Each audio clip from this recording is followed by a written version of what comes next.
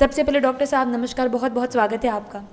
Doctor साहब, जब किसी भी मरीज़ को ये सलाह दी जाती है कि उन्हें अपने ब्रेन से जुड़ा कोई ऑपरेशन या सर्जरी करा लेनी चाहिए, तो सर्जरी चाहे कितनी भी माइनर क्यों ना हो, लोग काफ़ी ज़्यादा घबरा जाते हैं। ऐसे में मैं चाहूँगी कि आज आप हमारे दर्शकों को ये बताएं कि सर्जरी कराने से पहले उन्हें किन बातों के बारे में जानकारी होना बेहद ज़रूरी है। नमस्कार। जब भी हम लोग ब्रेन की सर्जरी के लिए एडवाइस करते हैं तो मोस्ट ऑफ मेजॉरिटी लोग घबरा जाते हैं कि ब्रेन की सर्जरी है, उसमें क्या होगा, बहुत सारे सवाल होते हैं उनके दिमाग में। जब भी ब्रेन की सर्जरी के लिए बोलते हैं वो यूजुअली रूटीन पेशेंट्स के लिए होता है, ट्यूमर के लिए होता है या कोई ब्रेन के नस के लिए होता है। तो आजकल surgeries, neuro surgery due to technological advancement काफ़ी सेफ़ हो गई है। पहले जो अभी भी आम लोगों को यही लगता है कि सर्जरी करने के लिए हमको पूरा ब्रेन खोलना पड़ेगा, लेकिन वो बिल्कुल भी नहीं है। इन द लास्ट पिछले 30 सालों में न्यूरो सर्जरी की फील्ड में इतना ज़्यादा एडवांसमेंट हुआ है कि हम लोग बिल्कुल छोटे से स्किन के इंसिजन को दे के, छोटा सा बोन हटा के, 3 सेंटीमीटर का बोन हटा के हम लोग बड़े से बड़े ट्यूमर्स को भी निकाल सकते हैं। पहले बोला जाता था कि ब्रेन की सर्जरी करने में रिस्क ऑफ जान जाने का खतरा बहुत ज़्यादा है। वो रिस्क बहुत कम हो गया है।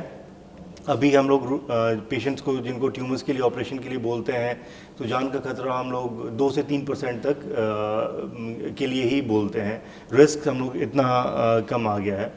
ये सारा कुछ इसलिए है क्योंकि बहुत सारे गैजेट्स, बहुत सारे टेक्निक में रिफाइनमेंट्स, हम लोग का एक्सपीरियंस, ये सारे कंबाइन करके सर्जरीज को बिल्कुल ही प्रिसाइज और बिल्कुल ही सेफ बना देते हैं।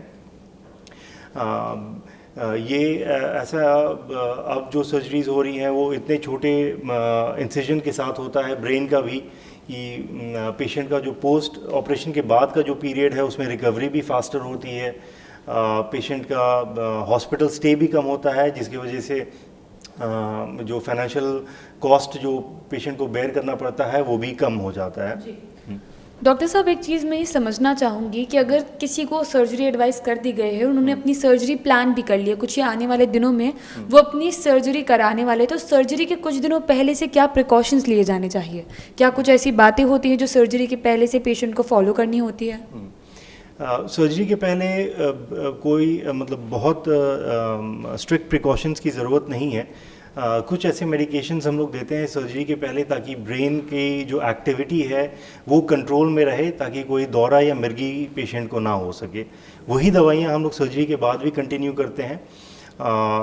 न्यूरो सर्जरी में प्री ऑपरेटिव ट्रीटमेंट में इतना ही है।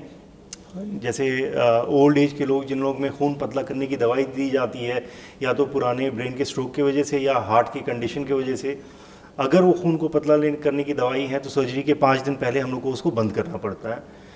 अपार्ट ये प्रिकॉशंस के अलावा कोई बहुत स्पेसिफिक प्रिकॉशंस और लेने की ज़रूरत नहीं है। हाँ, तो 30 से 40 वर्ष की उम्र में अभी भी इंसिडेंट्स बहुत कम है जिनको हार्ट का प्रॉब्लम हो, तो उनमें ये खून पतला करने की दवाइयाँ रेयरली दी जाती हैं।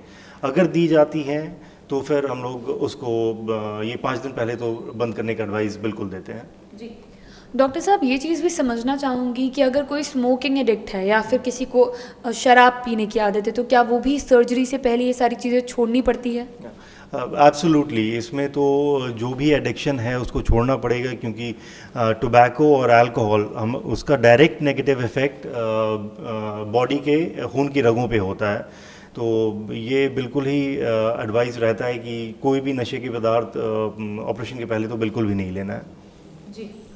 और ऑपरेशन की ठीक अगर बात करें तो कोई भी नशे के पदार्थ का सेवन जो है, क्या वो किया जा सकता है? नहीं।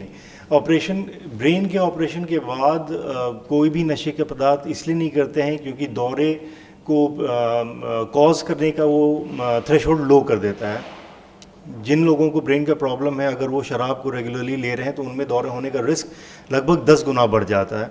सर्जरी के बाद तो हम लोग ये बिल्कुल भी अलाउ नहीं कर सकते हैं और यूजुअली हमारे पेशेंट्स को ऑपरेट भी करते हैं। जी।